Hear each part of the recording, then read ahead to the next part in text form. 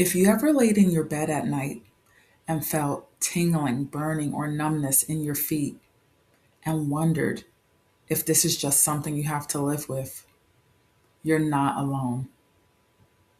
Diabetic neuropathy is often invisible, but it can affect your daily life more than people realize. Diabetes neuropathy is nerve related discomfort that can occur when nerves are affected over time. And some of the symptoms are pins and needles, burning sensation, right? Numbness, okay, that you typically feel in your feet, your hands, all right? A burning or shooting sensation, okay? And these are just some of the symptoms here, right? Diabetes neuropathy is a diabetes complication.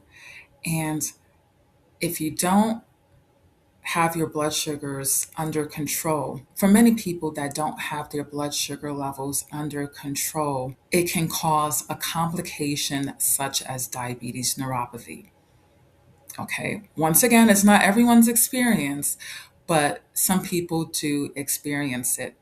All right. And it is something that I personally experienced years ago. Okay. I definitely experienced it.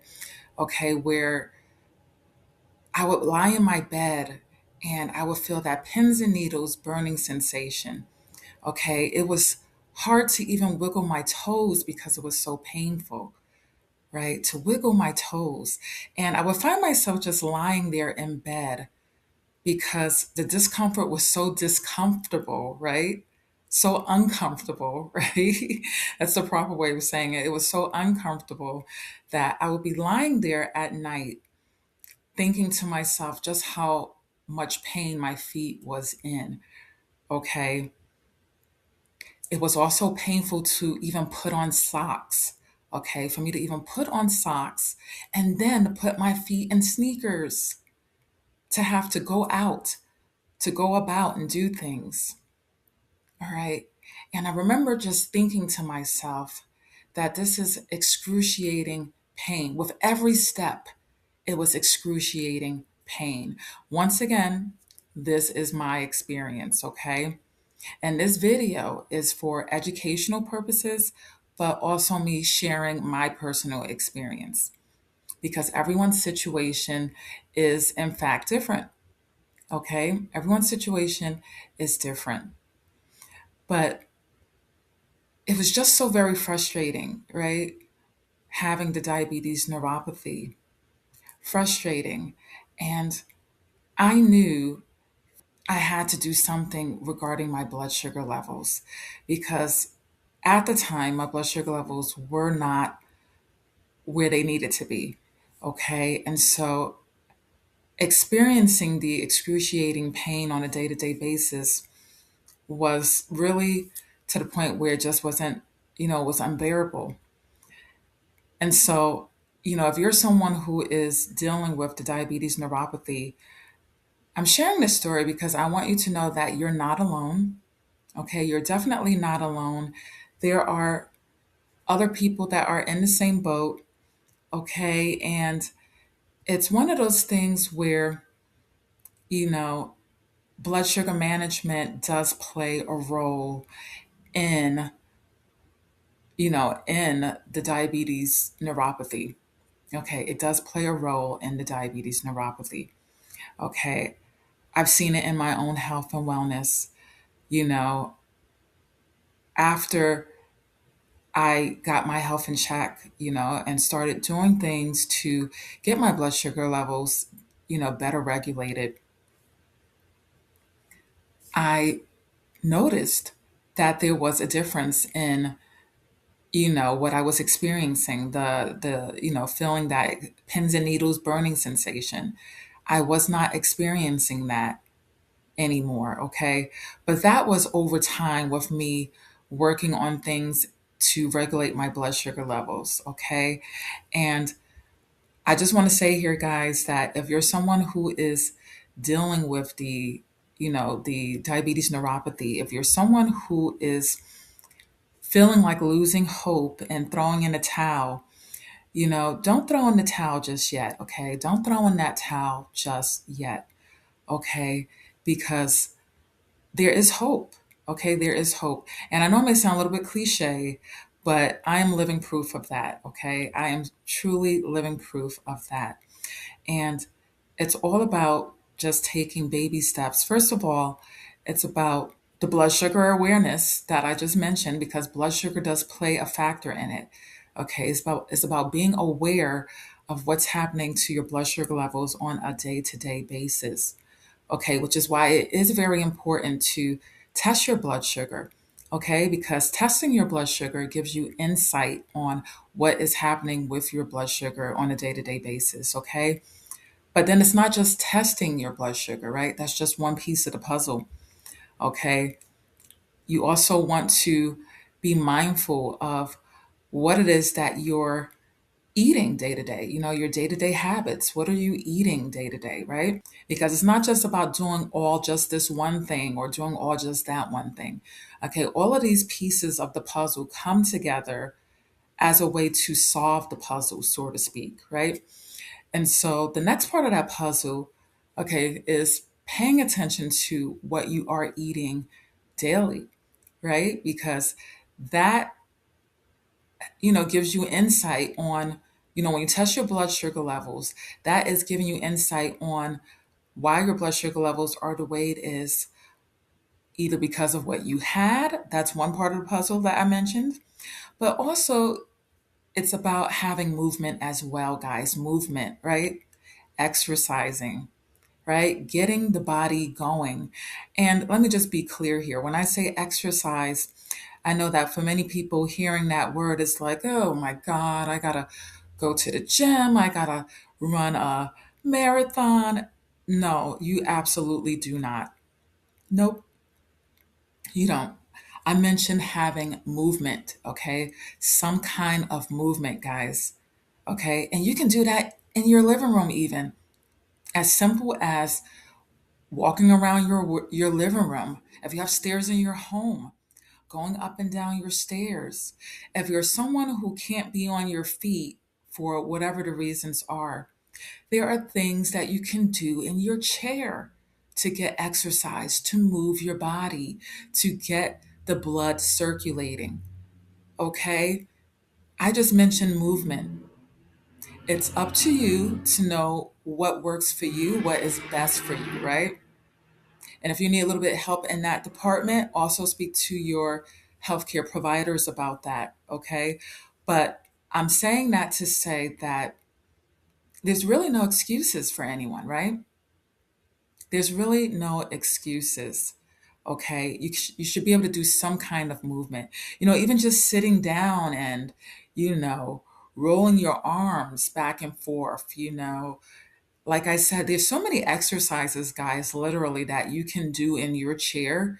You can go online and pull that information and put exercises you can do in your chair. There's exercises that you can do in your bed, exercises you can do in your bed. Okay. And so wherever you're at in your health and wellness, right, it's about meeting yourself where you're at in order for you to get to where you want to be in your health and wellness, right? And so I want you guys to have the mindset of, how can I do this, right?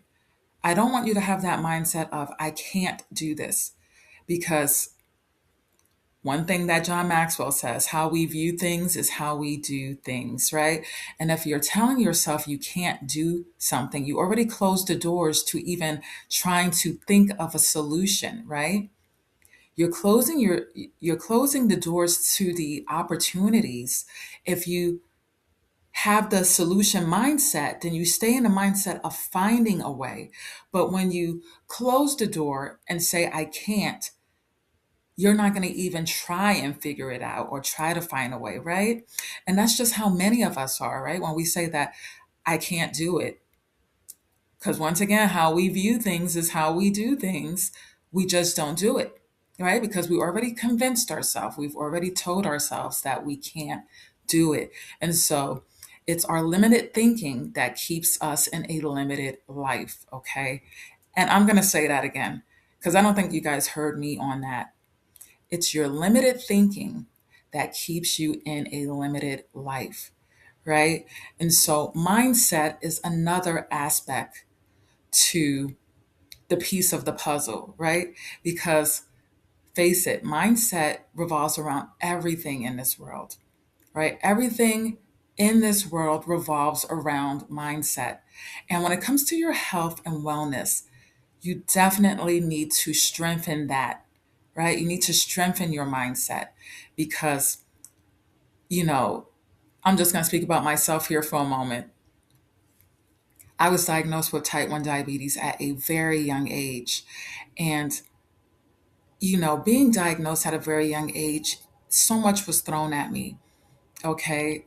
As a kid, I had to learn things that I didn't even know before. I had to implement things in my life that, most kids don't even think about doing, all because of what I was diagnosed with, type 1 diabetes, right? And so I say that to say that, it took that happening, that transition in my life, being diagnosed with that, for me to either find a way to swim or sink, right? And of course, the sinking part can seem so easy to do when you're frustrated, right? When you're feeling the diabetes burnout, when you have so much that is going on in your life as a kid, in your home, in your school, in your play, and now my health was part of the whole thing as well, right? And so, me being a kid, having to adjust with so many things and learning over time how to do it is what I chose to do for myself because I didn't want to throw in the towel. I didn't want to give up. Okay.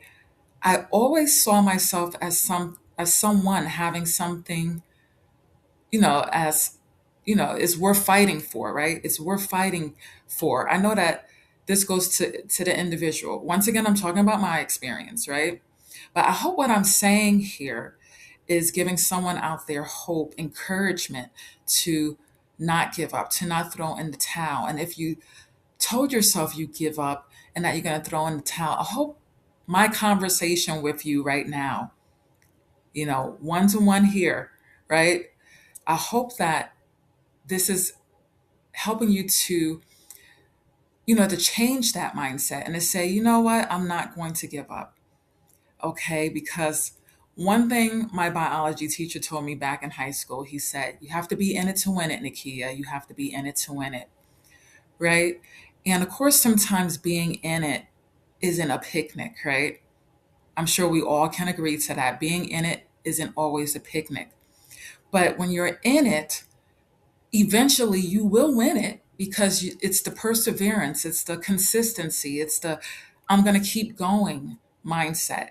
And the fact that you keep going, you are doing it, you keep going. But when you take yourself out of it, and say, I can't do this anymore, I'm not doing this, how can you possibly expect to win it?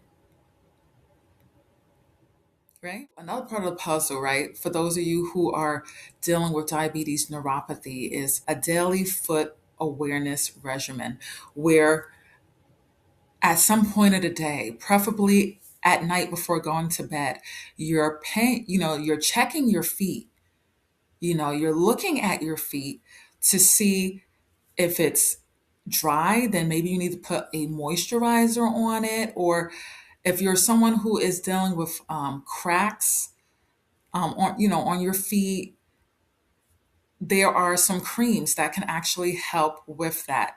Okay. I will also be sure to link that information in the description here for you guys. But there are some things that can help with, helping with cracks and things of that nature. Okay. But you want to check your feet to make sure that you didn't step on something because depending on where you are in diabetes neuropathy, and once again, everyone's experience is different.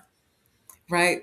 But if you're feeling numbness in your feet, right, or even your hands, you want to make sure you're checking your hands too. Wherever you're feeling the diabetes neuropathy at, you need to be checking it to make sure that, there's nothing that is not supposed to be there, if you get what I mean by that, right? Some people, when they're feeling diabetes neuropathy in their feet, they may have a tendency to step on something and not even feel it, right? And now there's something that has been, enlarged in their feet, and they have no clue because they can't feel it because of the neuropathy, right? And vice versa with hands, right? And so it is very important. I cannot even stress it enough. Vital to paying attention to your feet and your hands. I also created a free diabetes neuropathy support guide. Okay. I'm going to link that information in the description. And please, guys, get the guide. Okay. It has some great information that I personally put in there for you guys. If this video helped you understand diabetes neuropathy, subscribe to my channel for more educational support around diabetes and daily habits. All right. And thank you guys so much for watching. I'll see you on the next video.